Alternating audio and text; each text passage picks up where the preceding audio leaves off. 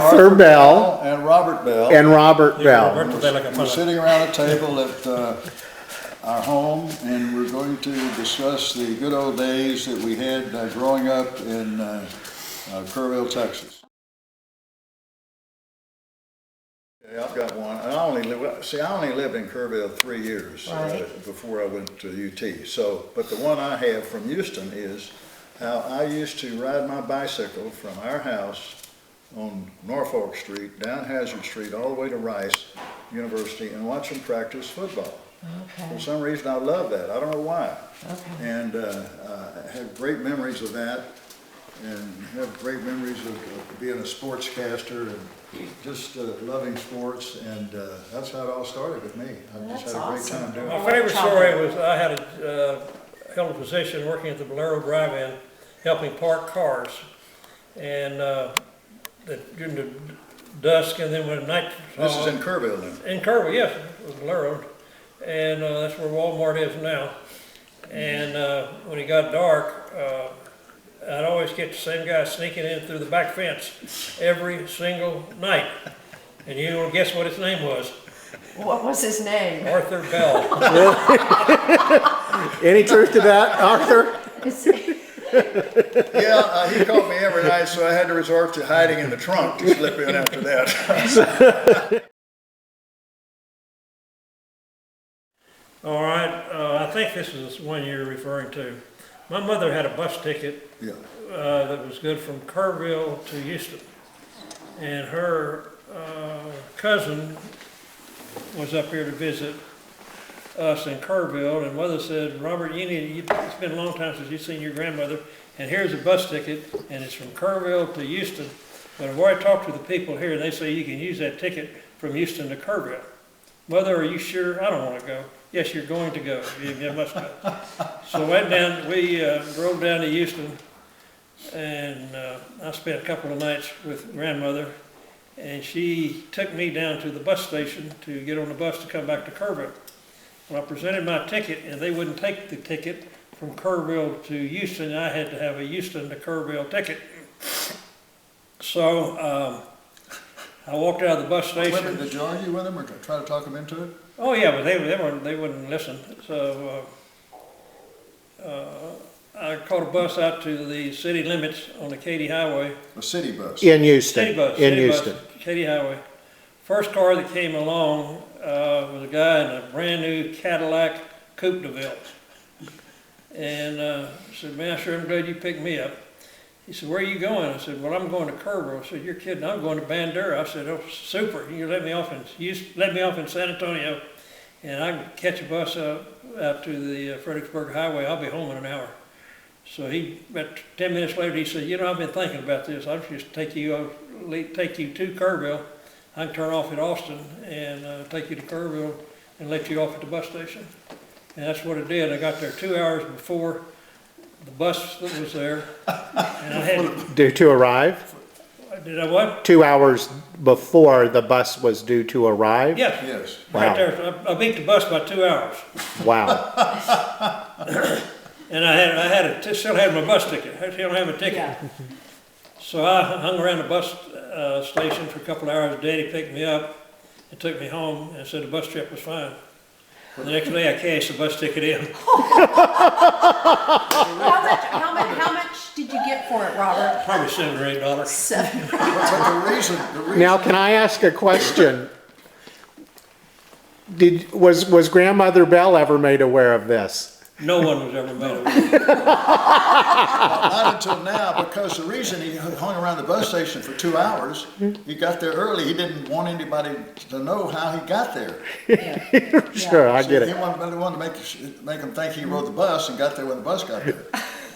So And I got a $7 refund on the ticket. Do you recall what you did with the money? Yeah, what would you do with that big windfall? Six-pack. What did I do with that windfall? Uh-huh. I put it in church donation. It's good to know. Good answer, Robert. Good answer. Okay. All right, so we got to go to the next hitchhiking story. Dad, I think this one goes to you, Alaska. Hitchhiking to Alaska. Yes. Tell this story. Yeah, that was a great trip. We were having a Sunday dinner one time, and I had to excuse myself and get up because I had planned to hitchhike to Alaska. So I just disappeared right from the dining room table That's correct, on Sunday. on Sunday. And did Grandmother Bell know about it? No. So I went out to the highway and started hitchhiking. By yourself? By myself, yeah. And got all the way to California and got stuck there for a while. Had to spend the night on the side of the road. And finally got another ride going north through the state of Washington. And then I got stuck there for a while. And then I finally got a ride all the way up to Anchorage, Alaska from there. And spent a couple of nights, and I'll never forget, it was called the Palace Hotel in Anchorage, Alaska. It's probably still there. And had a good time, and then I turned around and started hitchhiking back. I just really wanted to see if I could make it. So I hitchhiked. I bought a suit. I bought a used suit so I'd get picked up quicker. In Alaska? That was before, yeah. I was wearing a So- suit and tie on the side of the road. So somebody would pick me up. And did I they? have more credibility looking that way. Yeah, that kept me from being stuck. So I made it all the way down to the desert in Arizona, and I really got stuck. I had this suit and I was sweating. I was about to die. It was so hot. And that's when I had to break down and call for money from home because I just couldn't get any further. I spent about 3 days on the side of the road with 100 degrees temperature. And how'd that conversation go? Yeah, was that the first time you talked to Grandmother Bell? Yeah. Well, as it turned out, they were glad to hear from me, and they sent me money for a bus ride to Kerrville, and which I took. I was embarrassed to take the bus, but I took it anyway.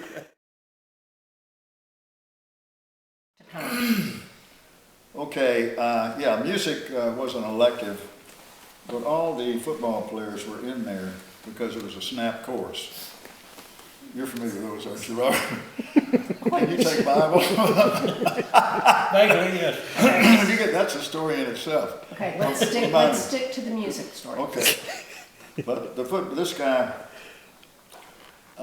he was a nice guy. He was a good choir director and everything. He had a good sense of humor. But the football team, we decided that we were going to gang up on this guy and throw him out the window. Why? I cannot recall why. Can you, Robert? I know you know the story, but there was some reason that he was so strict and made you actually sing and sound good, and that completely rubbed all the football team the wrong way. Did you throw him out the window? No, what happened is we all ganged up on him, picked him up, and hung him out the window. Which is worse than being thrown out of the window.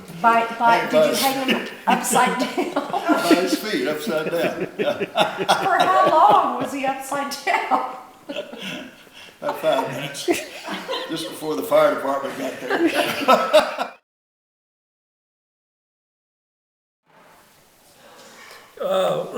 Well, I was taking vocational agriculture first and second period and third period. I think I had another course, but anyway, I went during a study to the grass story at the Kerrville State Park. I found a grass snake about this long, and I caught it by its head and rolled it. It wrapped the rest of it around my forearm, and I put my shirt around it so nobody saw it. And then And it just stayed there? It stayed there in your, snake is in my hand, yes. And I had English for third period, and that was Mrs. Hardy, and Mrs. Hardy and Mrs. Bell were very, very, very close friends. So I walked in the classroom and said, "Miss Hardy, look what I found," and pointed the arm out, and the snake stuck its tongue out a couple of times. She screamed so loud, I had to slide out the fire escape. Get out of class. But the other thing I remember is I had a 34 Ford with a rumble seat that I bought from Ed Richardson's brother, who worked for the telephone company. What was his name? Ed Richardson's brother. But anyway, Bobby? Bobby Richardson, yeah. And he that said it? it was the fastest car in town. So, and this is a 34 Ford with a rumble seat.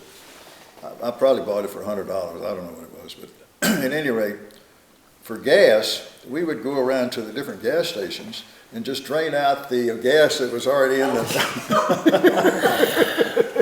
So after 5 or 6 stops, we'd end up with a gallon of gas. The gas was already in the hose.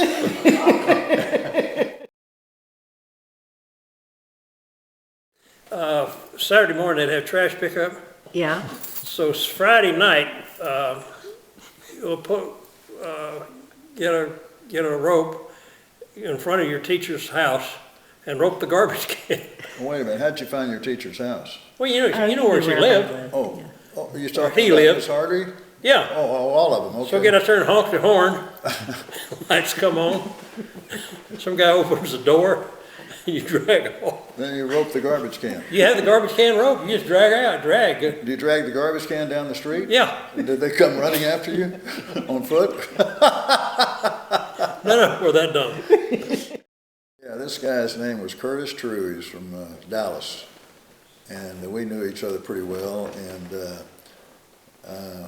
we either worked out together with the same fraternity or something like that. But at any rate, we were always joking about how bad our cars were. I had a old beat up Nash and he had a Hudson Hornet. And one time we were at a stoplight and we said, man, my car's not running. His wasn't either. Let's just trade cars. So we traded cars right there on the spot at the stoplight. I took his car, he took mine. Well, who got the worst of the deal? I got the best of the deal. No. That Nash was terrible. To go anywhere, I'd have to back. It would only back up, so I'd have to back up down the So it would only run in reverse? It only ran Is that what you're saying? I had to back up down the street. But at least in the process, I got a car that went forward. We lived in a bungalow, which is a one-story house, and I don't know, it probably had 3 bedrooms in it. And the house next door to it was a 2-story, and it probably had 7 or 8 bedrooms in it. And Mother made a swap from our house to the small house to the large house. And the people in the large house, they were just a couple, and they took that and So they just swapped houses? Did they Yeah, do they it swapped- legal? Did they do it we don't legal? What about we don't know I don't know what the document- finances We were, don't know the but financial part of it. but the moving part, we just hauled your stuff out of here and put it in the front yard here and move it. Well, when I was at UT, there was a famous barbecue restaurant there called Downtown. We were at, the university was probably a mile from the downtown area, but this was a famous place to eat called, remember that Randy's Circle R barbecue? Yeah. And they would advertise that if you could eat a 72-ounce steak and the sides in 1 hour, you'd get it free. Otherwise, you have to pay $75. Whoa. So That's a lot of money So- back then. How big is 72 ounces? I mean, it's like a roast. Wow. It's like a roast. So we fasted 2 or 3 days. My friend Ned Morris was with me. We fasted.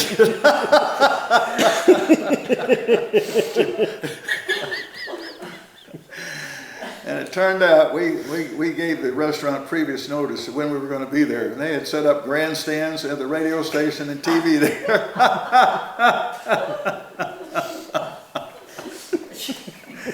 And I had no other choice but eat the whole thing because I didn't have any money.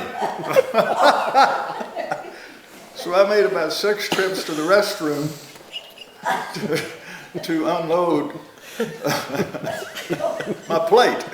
I mean, no human alive could eat that huge roast. But they had cheering from the grandstands, and a bite-by-bite announcer over the radio was telling what's going on, and the TV was there.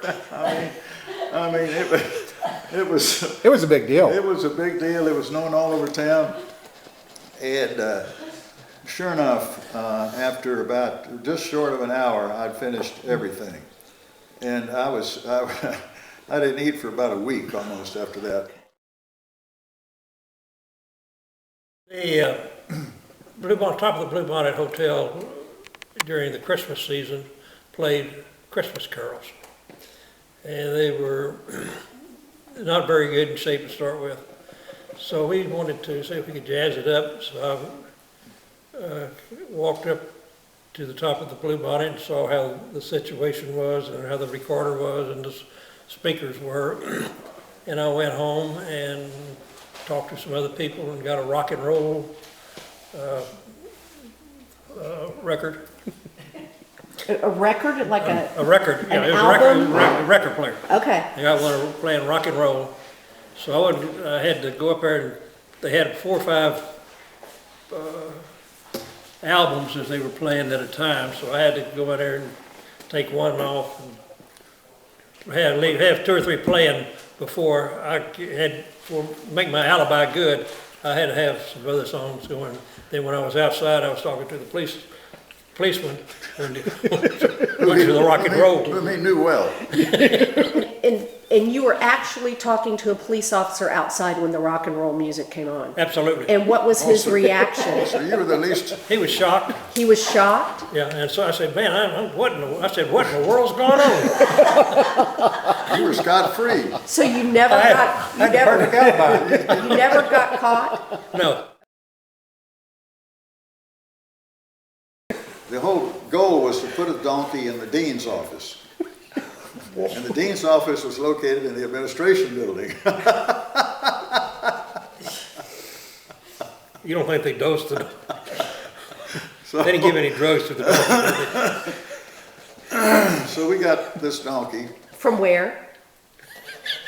Somebody volunteered it. I don't know, it was a real tame donkey. I don't know. Somebody volunteered the donkey. Yeah, somebody just volunteered the donkey. Oh, yeah, okay. My donkey's not doing anything Believe that, don't you? this The week. donkey Yes, just went, it's I'm all- free, I'm free. Yeah, choose me. It was a tame donkey, so we could lead it up the stairs to the dean's office on the top floor of the administration building. So we took the donkey up there, left it with a bale of hay, and closed the door, and left.